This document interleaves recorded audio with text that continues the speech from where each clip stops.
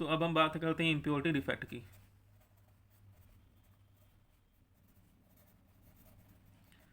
Impurity defect के अंदर क्या होता है, क्रिस्टल के अंदर यदि कोई फॉरेन एटम प्रेजेंट हो जाए लैटिस साइड पे तो उसे हम बोलते हैं इम्प्योरिटी डिफेक्ट। जैसे हमारे पास क्रिस्टल है, यहाँ पे मान लिया NaCl,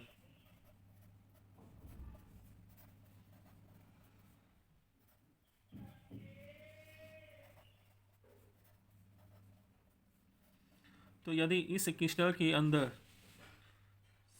Na+ की जगह हम ले लें K+, कोई अदर एलिमेंट सेम चार्ज का प्रेजेंट है या हायर चार्ज वाला प्रेजेंट है, तो उसे हम बोलते हैं impurity defect. But substance remain electrically neutral, लेकिन ये इलेक्ट्रिकली न्यूट्रल ही होएगा, जितने पॉजिटिव चार्ज वाले होते हैं उतने ही इसके अंदर नेगेटिव चार्ज वाले होते हैं। अब हम बात करते हैं कि इम्प्योरिटी डिफेक्ट और डेफिशिएंसी डिफेक्ट में, मेटल डेफिशिएंसी डिफेक्ट में क्या डिफरेंस है। इम्प्योरिटी डिफेक्ट के अंदर कोई बाहर से एलिमेंट प्रेजेंट हो जाता है, बट मेटल डेफिशिएंसी में जो एटम प्रेजेंट होता है वो हायर चार्ज वाला सेम एटम ही प्रेजेंट होता है, जैसे हमने कॉपर के केस में एग्जाम्पल्स लिया था। तो ये इन दोनों में मेन डिफरेंस है। तो कई बार क्या होता है कि हमें इम्प्योरिटी को ऐड करना होता है क्रिस्टल में। क्यों ऐड करते हैं? ताकि क्रिस्टल की जो प्रॉपर्टी है वो इंक्रीज हो जाए, उसकी कंडक्टिविटी इंक्रीज हो जाए, उसको हम यूज कर सकें। इसलिए हम क्या करते हैं, डोपिंग कर देते हैं। तो डोपिंग किसे कहते हैं? हम डोपिंग कहते हैं यदि हमारे पास कोई क्रिस्टलाइन सब्सटेंस है, उसके अंदर इम्प्योरिटी हम ऐड कर देते हैं टू इंक्रीज इट्स कंडक्टिविटी, उसे हम बोलते हैं डोपिंग। तो अब डोपिंग हम किस करते हैं कि किस में है? हम डोपिंग कर सकते हैं आयनिक सॉलिड में और कोवलेंट सॉलिड में। आयनिक सॉलिड का एग्जांपल हमने पहले दे दिया, जैसे हमारे पास NaCl है, यदि हमने इसमें पोटेशियम डाल दिया या स्टोनटियम डाल दिया तो इस तरह की जो डोपिंग होती है उसे हम बोलते हैं आयनिक सॉलिड।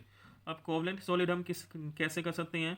कोवलेंट सॉलिड के अंदर हम डोपिंग टू वे में करते हैं। एक तो हम करते हैं इलेक्ट्रॉन रिच इम्प्योरिटी उसमें ऐड कर देते हैं,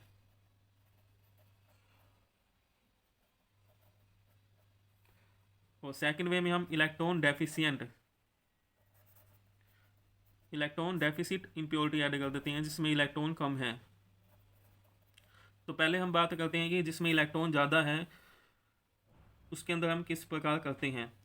ये हम करते हैं ग्रुप नंबर 14 में। ग्रुप नंबर 14 के जो एलिमेंट होते हैं वो हमारे पास हैं यहाँ पे। ग्रुप नंबर 14 के कार्बन है, सिलिकॉन, जर्मेनियम, टिन, लेड। अब यदि इलेक्ट्रॉन रिच इम्प्योरिटी में ग्रुप नंबर 15 की एडिशन करते हैं जिसके पास इलेक्ट्रॉन ज़्यादा है, जैसे फास्फोरस है, आर्सेनिक है, इसकी हम एडिशन कर देते हैं टू इंक्रीज इट्स कंडक्टिविटी। कैसे करते हैं? हमारे पास सिलिकॉन लिया, सिलिकॉन का हमारे पास क्रिस्टल है यहाँ,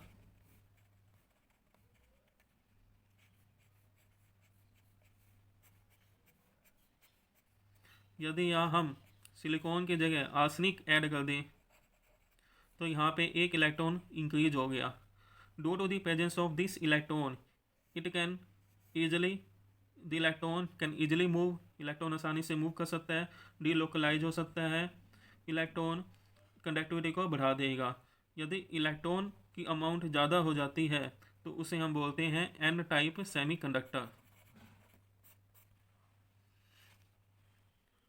इसमें हमने किया डोपिंग ऑफ सिलिकॉन की डोपिंग की विद आर्सेनिक के साथ में। इसमें हम फास्फोरस भी ले सकते हैं, आर्सेनिक भी ले सकते हैं।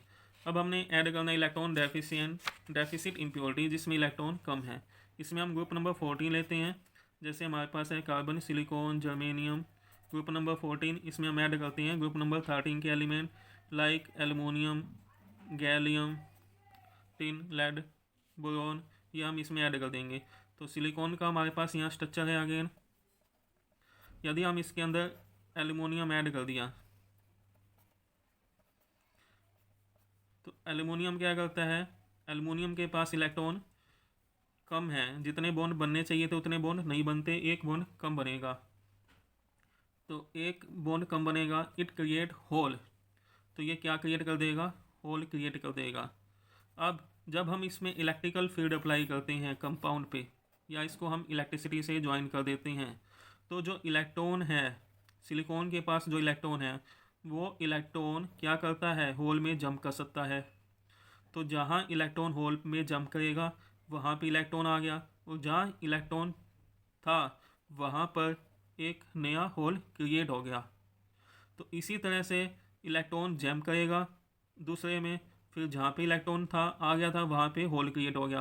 तो ये फिनोमेना चलता रहता है। इस तरह इसके अंदर इलेक्ट्रॉन की मूवमेंट होती है, और जिसके अंदर इलेक्ट्रॉन कम हो जाते हैं उसे हम बोलते हैं पी टाइप सेमीकंडक्टर।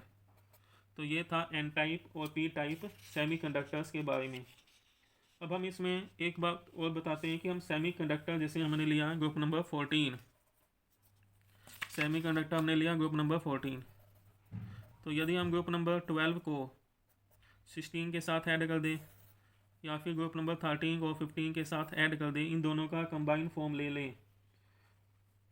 जैसे हमने लिया 12 में एलिमेंट है जिंक, 16 में है सल्फ़र, तो ये बना दिया जिंक सल्फाइड। तो भी ये सेमीकंडक्टर बन सकता है एक।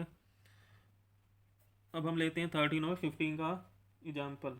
13 में जैसे है एलुमिनियम और 15 में है फास्फोरस। तो एलुमिनियम फास्फोरस कंबाइन फॉर्म में it also act as a semiconductors की तरह ये भी काम कर सकते हैं, जैसे सिलिकॉन काम करता है।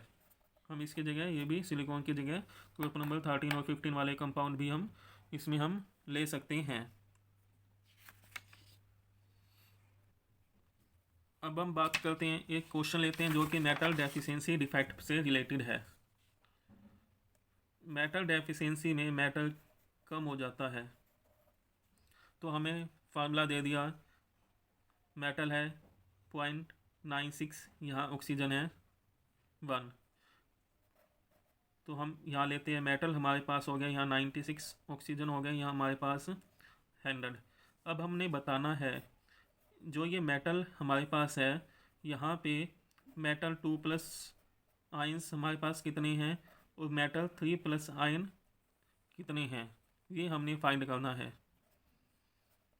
तो मान लिया हमारे पास मेटल 2+ वाले हैं x, तो मेटल 3+ वाले कितने हो जाएंगे 96 माइनस में x। तो हमने बताना है चार्ज कितना हो जाएगा, मेटल 2+ वाला चार्ज टोटल हो गया 2x, और 3+ वाले चार्ज हो गए हमारे पास दिस वन। तो टोटल चार्ज कितना है, हमने बताया था कि जो चार्ज होता है वो क्या रहता है, बैलेंस रहता है, इलेक्ट्रिकली न्यूट्रल होते हैं ये। तो टोटल चार्ज हमारे पास कितना आएगा, ऑक्सीजन हमारे पास 100 है, ऑक्सीजन पे चार्ज होता है -2, टोटल माइनस के कितने होंगे 200।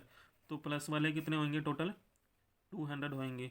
तो हम इसको किसके इक्वल रखेंगे 200 के, और इन दोनों को हम क्या कर देंगे प्लस। अब हम इन दोनों को सॉल्व करते हैं।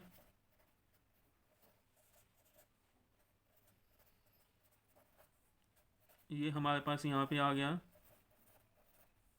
x आ गया यहाँ पे 88।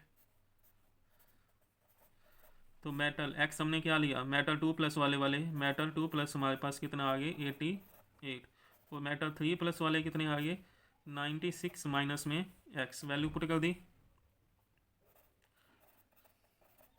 कितनी है 8। तो यदि हम इसे देखना चाहिए क्या ये ठीक है या नहीं, तो वैल्यू पुट कर दो, इसको हमने 2 से मल्टीप्लाई कर दिया और इसे हमने 3 से मल्टीप्लाई कर दिया, और दोनों को क्या कर दिया प्लस, कितना आ गया 200। इसका मतलब जो हमने निकाला आंसर वो ठीक है। अब इसमें क्वेश्चन क्या आ सकता है, मेटल 2+ और 3+ का रेशो पूछ सकता है, या फिर परसेंटेज पूछ सकता है कि मेटल 2+ कितना परसेंट है। तो परसेंट निकालने के लिए जितना हमारे पास आया अपोल में टोटल कितने हैं इनटू में 100।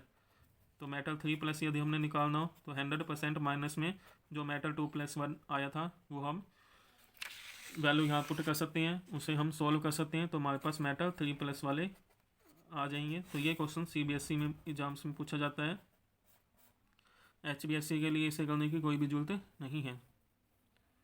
अगेन देख लेते हैं हम क्या लिया हमने क्वेश्चन। हमें फार्मूला दे दिया मेटल ऑक्साइड का, उसमें बता दिया मेटल है हमारे पास 96, ऑक्सीजन है 100। तो चार्ज कितना है, चार्ज ऑक्सीजन पे चार्ज होएगा 200, तो मेटल पे भी चार्ज कितना होगा 200, क्योंकि चार्ज क्या रहती हैं सेम। मेटल 2 प्लस हमने इसमें मान लिया, मेटल 3 प्लस एक्स मान लिया, 3 प्लस मान लिया 96 माइनस में एक्स। तो ये चार्ज कितना बनाएगा, ये बनाएगा चार्ज 2x, ये बनाएगा 3 से मल्टीप्लाई होगी। तो यदि हम इन दोनों के चार्ज को इक्वल कर देंगे तो चार्ज किसके इक्वल आ जाएगा, टोटल चार्ज के इक्वल। सोल्व कर दिया, x की वैल्यू हमने इसमें निकाल ली। तो उसके बाद m2 प्लस की आगे 3 प्लस की वैल्यू माइनस करके हम निकाल सकते हैं। यदि हमको रेशो पूछता है, रेशो निकाल सकते हैं हम इसमें। यदि वो परसेंटेज पूछता है तो हम इसमें परसेंटेज भी निकाल सकते हैं। तो इस तरह हमने ये क्वेश्चन करने होते हैं। ये जो क्वेश्चन था वो डिफेक्ट से रिलेटेड था। तो डिफेक्ट हमारा यहाँ कंप्लीट हो गया है। Thanks for watching.